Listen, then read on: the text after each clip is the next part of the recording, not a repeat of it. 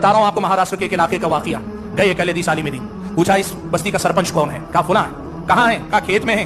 گئے جا کر دیکھا تو کھیت میں ہل چلا رہے ہیں. انہوں نے کہا میں حدیث رسول بخاری پڑھ کے سنانا چاہتا ہوں. کہا میرے پاس وقت نہیں ہے, جائیے آپ یہاں سے. بیٹھے رہے, انتظار کرتے رہے, ہل چلا کر واپس لوٹ کر آئے. کہا اب سن لیجیے. کہا تھک گیا ہوں, اب نہیں سن سکتا, مجھے ہل جوتنا ہے. سوچتے رہے کیا کروں.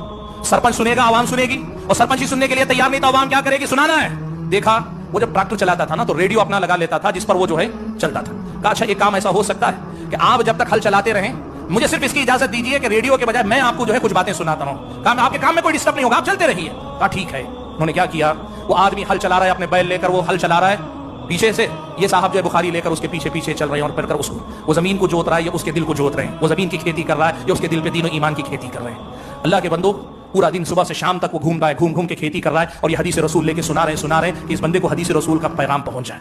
ایک دن گزرا, اس کو شرم آئی. کہا کوئی آدمی اللہ کے رسول کی بات سنانے کے لیے اتنا میرے پیچھے پڑا ہے, میرے لیے لائق نہیں کہ میں اسے کہوں. کہا آئیے بیٹھیے, میں سنوں گا آپ سے. بیٹھ کر اطمینان سے سنایا. اللہ کا فضل و کرم, اللہ تعالیٰ نے سنانے والے کا اخلاص ہے اور سننے والے کے دل میں بھی اخلاص ہے, اللہ تعالیٰ نے اس کے دل کو بدل دیا. اس سرپنچ نے پھر کہا مولانا آج کے بعد آپ کو میں پوری بستی میں اللہ تعالیٰ کا دین کا پیغام پہنچانے کے لیے مدد دینے کے لیے تیار ہوں. میرے بھائیوں, اہل حدیثوں نے ایسے زمین پہ اتر کر وہ